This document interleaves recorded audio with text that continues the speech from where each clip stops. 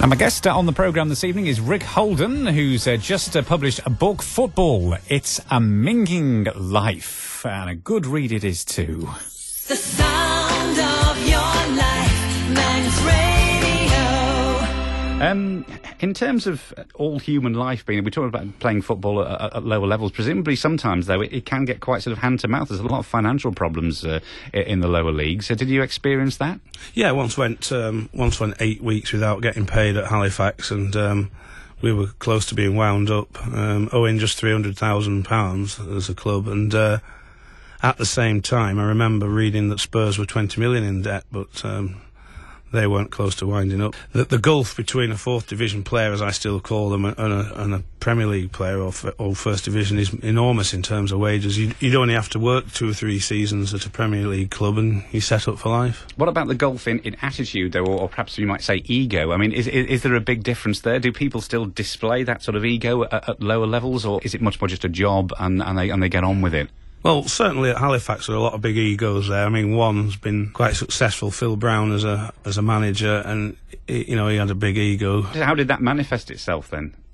Strangely aloof at times, a bit bizarre, a bit wacky. Superstitious? Well, they're all superstitious. Every footballer I've known superstitious, What are yours? It was just routinist stuff with me, having a bath before the game, because when I came back from Man City to Oldham, I was suffering from flu-like symptoms, shall we say, and I got in the bath, and a young keeper called Paul Gerrard, he was just making his early runs in the side, and he saw me in the bath, and he said, "What you doing?" And I said, because I was always like this, I was a young kid, I said, I'm having a bath now because I've got to get off after the game straight away, so I'm having my bath now. And he fell for it and went and told the lads, and it was just hilarious, as if anyone would do that. But pre-match meals, like, Alan Shearer has his, I think it was chicken and beans he used to have or something. Yeah, so, I don't know what that would do for him, to be honest. Nobody told him about carbohydrate, obviously, but yeah, I used to have Dover sole and a baked spud quite often. Oh, right, okay. Because it rendered down fairly quickly. If it's nothing new then, was it instinctively you knew, or had you sort of looked into it? Well, I'd studied it at college, did a sports science degree, and they were all laughing at me. I remember, bringing this stuff in, but they're all using it now. Right. Some 20 years later, I mean. So some of the other lads would have been having pies from the ladies in the hut, would they? Well, not quite that, but I remember we were late for a game, Halifax playing Chester, and no, it was Crewe, and we were held up. The bus broke down, so we ended up coming to the ground on a passenger bus with all the gear.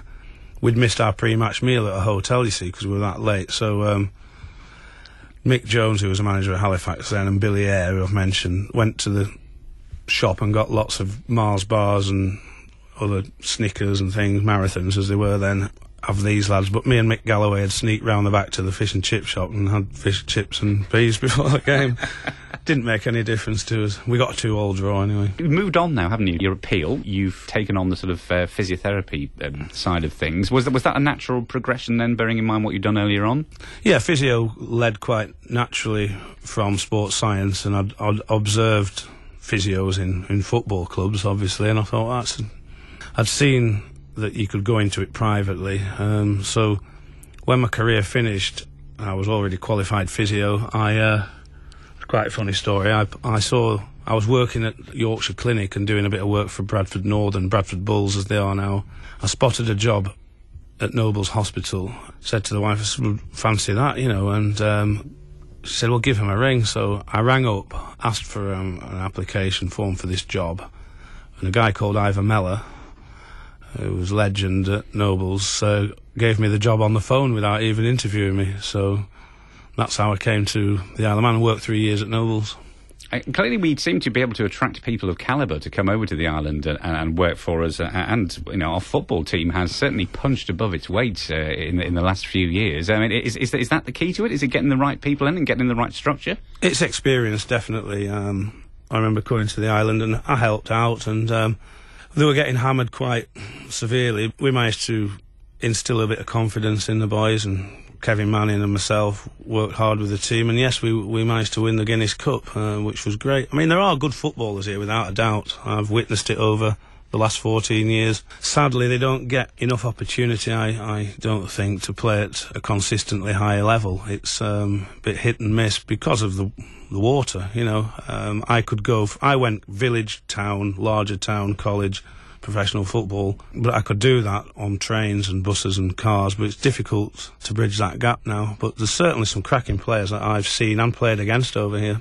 What's your favourite clean story? Paul Gascoigne, when he went to sign for Lazio after the game, they all went in the players' bar and he downed about 3 pints of lager, just one after the other, to the amazement of his fellow Italian pros. It was suggested to him that why don't he try wine rather than lager? And then when the manager saw him downing pints of wine, put him back on the lager. Things have taken a rather sad turn for Paul Gascoigne, and I suppose it happens a lot with professional footballers. It's after the Lord Mayor's shown. Those people that haven't shown that sort of foresight to do what you did and have something to fall back onto, they end up a bit like punch-drunk boxers, not really knowing what to do and where to go. It is sad, and tell you what, I've been near the brink with it, and because what happens is you get these young men at 33 to 37, and suddenly their whole life is taken away from them. They're just cast aside. Unfortunately, happens to sportsmen, whereas an actor or a musician can go on and on and on, just doing different roles and, you know, changing the music and stuff. So suddenly it comes to an abrupt end in the prime, and they often turn to drink to try and cloud the issue, and sadly Paul's obviously struggling at the moment, but I hope he gets out of it. But so can you remember when the moment dawned with you then that you realised that your playing days were over? How did it feel? Yeah, I was lucky in one respect, because I came to Peel and I just thought it was a sleepy backwater, which, well, it was in some respects, of a football club, and I thought I'll just play this gentle football, and it turned into a maniac time with Peel getting promoted and winning cups, and I sort of had a nice cushioning landing from pro football into, it was almost like being at a pro club at times at Peel, with all the characters and the fans. We took massive amount of fans to the bowl, so it eased me down, and then I went into management. So I didn't come to an abrupt stop. I have now. I'm not doing much more than a bit of coaching and a bit of physio, but I feel quite content now. Yeah. I've been press-ganged into doing the Soccer AM, some mad thing involving a car at Brands Hatch or something. But that'll be fun. And you'll do the circuit with 5 Live, no doubt, and the rest. And sometimes that sort of feeds, the media feed on each other, and you might find you get quite... Well, possibly, but to be honest, I'm not into that. I prefer me a little quiet life in Peel, and my great pal Andy Ritchie, he's up and down the country all the time doing Radio Leeds and Manchester United, MUTV and stuff like that, and that'd do my head in, that would. So we're not going to see you sitting next to Loro and Alan Hansen on the Match of the Day sofa anytime soon? No, I can't be doing with all that, Ian. Well, certainly what very much is your bag is book writing, and your book Football, It's a Minging Life, Rick Holden The Autobiography, is available now from all good bookshops, as they say. Thanks very much indeed for joining us on Evening Extra. It's been a pleasure, thank you.